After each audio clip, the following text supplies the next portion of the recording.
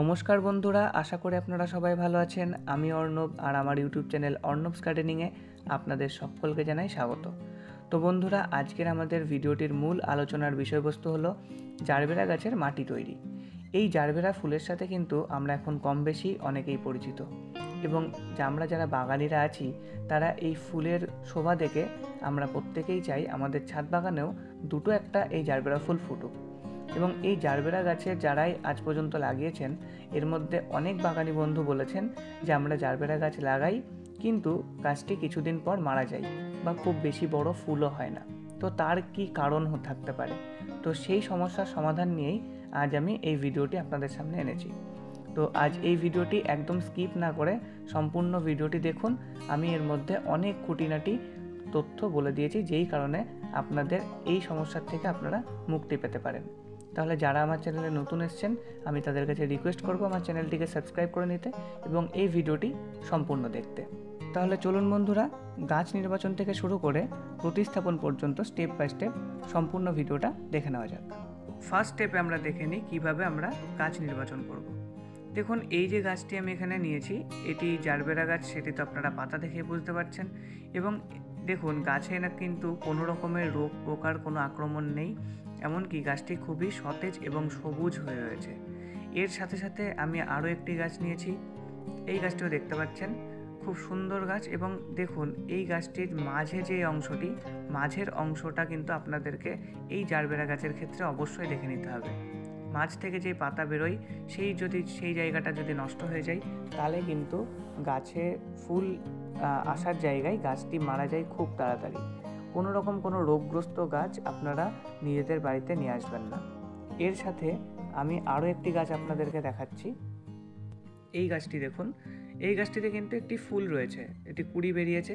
আমি এই কুড়িটিকে কাটবো না, কারণ আমি জানি না এই ফুলটিতে কী কালারের ফুল হবে, সেই কারণে কাটছি না।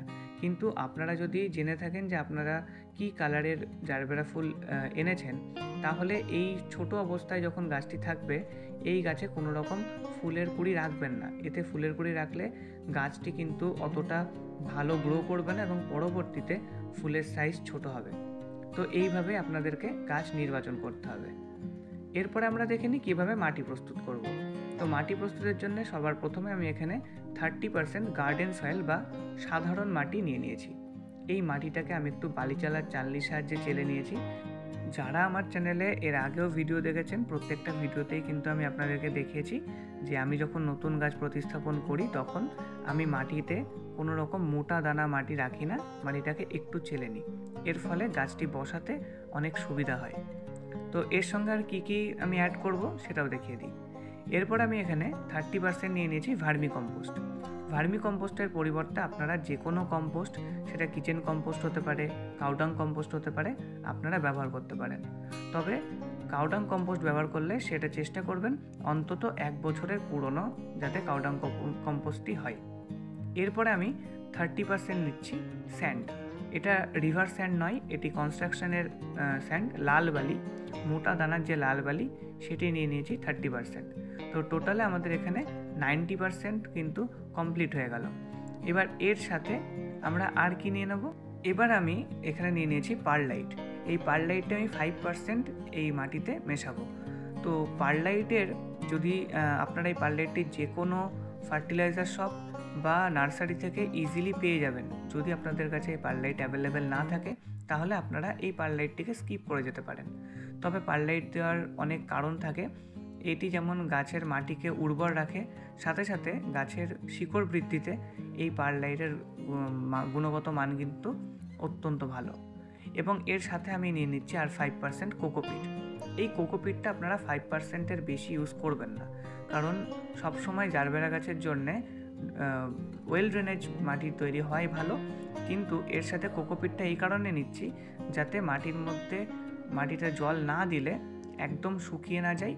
এর ফলে সামান্য ময়েশ্চার ভাব যেন মাটিতে থাকে, সেই কারণে আমি এখানে কোকোপিটটি দিয়ে নিচ্ছি। এবার সম্পূর্ণ যে মাটির যে মিশ্রণটি তৈরি করব, খুব ভালো করে আমাদেরকে মিশিয়ে নিতে হবে। দেখুন, এখানে হাতের সাহায্যে কিন্তু আমি খুব ভালোভাবে মিশিয়ে নিচ্ছি, যাতে কোনো অংশে কোনো কিছু বেশি কম না থাকে। এইভাবে আমরা পুরো মাটিটাকে তৈরি করে নেব। তো এই মাটি প্রস্তুতের সাথে সাথে আমি একটি ছোট্ট কথা আপনাদেরকে বলে দিই।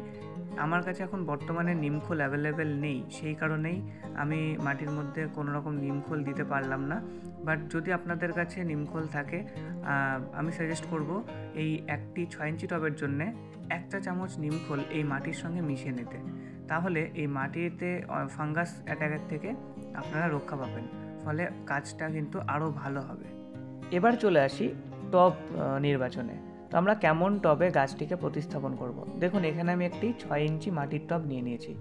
এখানে আমি কিন্তু বড় টব নিইনি, কারণ আমি আপনাদেরকে দেখিয়ে দিই, এই যে গাছটি আমি নির্বাচন করেছি, গাছটি কিন্তু খুব ছোট্ট একটি কালো গ্রো ব্যাগের মধ্যে লাগানো রয়েছে। তো যেহেতু ছোট জায়গায় গাছটিও ছোট, সেই কারণে আমি এখানে এই টবটি নির্বাচন করেছি 6 ইঞ্চি। আমি চাইলে এখানে একবারে 8 ইঞ্চি টব ব্যবহার করতে পারতাম, কিন্তু কেন করিনি সেটা আমি বলছি। তার আগে আমি আপনাদেরকে দেখিয়ে দিই ড্রেনেজ সিস্টেম কীভাবে করবেন। দেখুন, যেখানে টবের যে ড্রেনেজ হোলগুলো ছিল, সেখানে আমি কিছু টব ভাঙা অর্থাৎ খোলামকুচি দিয়ে ভরে দিলাম, এবং তার মধ্যে এখানে লাল বালি দিয়ে আমি পুরো একটা লেয়ার বানিয়ে নিচ্ছি। এখানে চাইলে আপনারা বালি চালার পর যে কাঁকড় থাকে, সেই কাঁকড় দিয়েও একটা লেয়ার তৈরি করে নিতে পারেন। তো এখানে বালি দিয়ে একটি লেয়ার বানিয়ে নিলাম। এরপর যেই মাটির মিশ্রণটি আমি এখানে তৈরি করেছিলাম, সেই মাটির মিশ্রণটি আমি এই টবের মধ্যে দিয়ে 30% ফিল আপ করে নেব, এবং 30% দিয়ে দেওয়ার পর আমি একটু সোজা করে দিই। এরপর যে গাছটি নিয়েছিলাম, এই গাছটিকে আমি তার গ্রো ব্যাগ থেকে বের করে নেব। এবার আমি বলি টব নির্বাচনের ব্যাপারটা। টব কেন আমি 6 ইঞ্চি নির্বাচন করলাম, 8 ইঞ্চি কেন নয়? দেখুন, আমার এই গাছটি কিন্তু ছোট্ট একটি কালো গ্রো ব্যাগে বসানো ছিল। তো সেই কারণে আমার এই প্যাকেটের মধ্যে গাছের শিকড়ের সংখ্যাও কিন্তু খুবই কম, এবং সেই জন্যেই যদি আমি একবারে 8 ইঞ্চি বা 10 ইঞ্চি টবে গাছটিকে প্রতিস্থাপন করতাম, তাহলে অতিরিক্ত জল বেঁধে যাওয়ার কারণে সেই শিকড়গুলি পচে যেত, ফলে গাছটি মারা যেত। আমরা অনেকেই কিন্তু এই ভুলটা করে থাকি, ছোট চারা কিনে আনার পরেই একবারেই বড় জায়গায় বসিয়ে দিই, কিন্তু এই ভুলটি করা কখনোই উচিত না। এর জন্যেই আমাদের গাছ মারা যায়। তো তার জন্যেই যখনই ছোট চারা কিনে আনবেন, আস্তে আস্তে ছোট থেকে বড় টবে ট্রান্সফার করবেন। দেখুন, আমি এখানে কিন্তু খুব ভালোভাবে গাছটিকে টবের মাঝ বরাবর গাছের গোড়াটিকে রেখে বসিয়ে দিলাম, এবং সাইডগুলো দিয়ে হালকা হালকা করে চেপে দিলাম।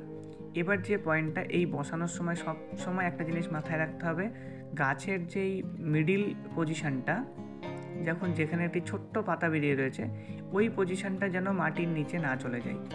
ওই মিডিল পজিশান যেন সব সময় মাটির ওপরে থাকে। দেখুন, আমার কিন্তু মিডিল পজিশানটা ডুবে যায়নি।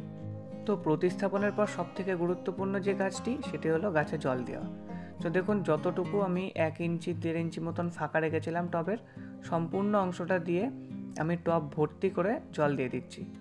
এবং এই জল দেওয়ার পরে এই গাছটিকে অন্তত 2 দিন একটু সেমিশেড এরিয়ায়, বা যেখানে সূর্যের আলো ডিরেক্টলি পড়ে না, সেই রকম স্থানে গাছটিকে রেখে দিতে হবে।